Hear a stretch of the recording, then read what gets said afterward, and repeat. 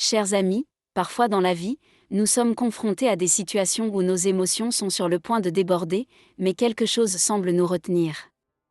Imaginez cette personne, sur le point de révéler ses sentiments les plus profonds, mais une barrière invisible l'empêche de le faire. Cette lutte intérieure est comme une tempête dans son cœur, une tempête qu'elle ne peut apaiser. Cette barrière invisible, cette crainte qui retient ses mots, est une source d'angoisse profonde. Dans le psaume 34, 17, il est écrit « Les justes crient, et l'Éternel entend, et il les délivre de toute leur détresse ». Nous devons nous rappeler que Dieu entend nos cris intérieurs même lorsque nous sommes incapables de les exprimer. Dans ces moments d'incertitude, il est essentiel de se tourner vers Dieu avec confiance. Dans l'Évangile selon Matthieu 6, 25-26, Jésus nous dit « C'est pourquoi je vous dis, ne vous inquiétez pas de votre vie, de ce que vous mangerez, ni de votre corps, de quoi vous serez vêtus. La vie n'est-elle pas plus que la nourriture, et le corps plus que le vêtement ? Regardez les oiseaux du ciel, ils ne sèment ni ne moissonnent, et ils n'amassent rien dans des greniers, et votre Père céleste les nourrit. Ne valez-vous pas beaucoup plus qu'eux ? Confions nos soucis et nos peurs à Dieu, sachant qu'il pourvoira à tous nos besoins.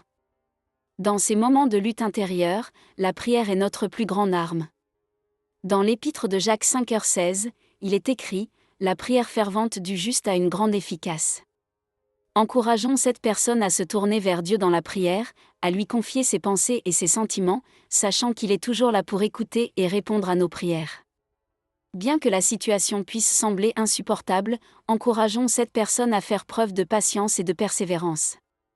Dans l'épître aux Hébreux 10h36, il est écrit « Car vous avez besoin de persévérance, afin qu'après avoir fait la volonté de Dieu, vous receviez ce qui est promis. » Dieu a un plan parfait pour chaque situation, et il agira en temps voulu. Même au milieu de l'obscurité et de l'incertitude, encourageons cette personne à garder espoir en un avenir meilleur. Dans Jérémie 29, 11, Dieu déclare « Car je connais les projets que j'ai formés sur vous, dit l'Éternel, projets de paix et non de malheur, afin de vous donner un avenir et de l'espérance. » Peu importe les difficultés actuelles, Dieu a un plan pour elles, un plan rempli d'espoir et de promesses. Rappelons à cette personne la force de l'amour divin qui l'entoure et la soutient. Dans l'épître aux Romains 8, 38-39, il est écrit « Car je suis persuadé que ni la mort, ni la vie, ni les anges, ni les dominations, ni les choses présentes, ni les choses à venir, ni les puissances, ni la hauteur, ni la profondeur, ni aucune autre créature ne pourra nous séparer de l'amour de Dieu manifesté en Jésus-Christ notre Seigneur. » L'amour de Dieu est inébranlable, et il est toujours là pour nous soutenir dans nos moments de faiblesse.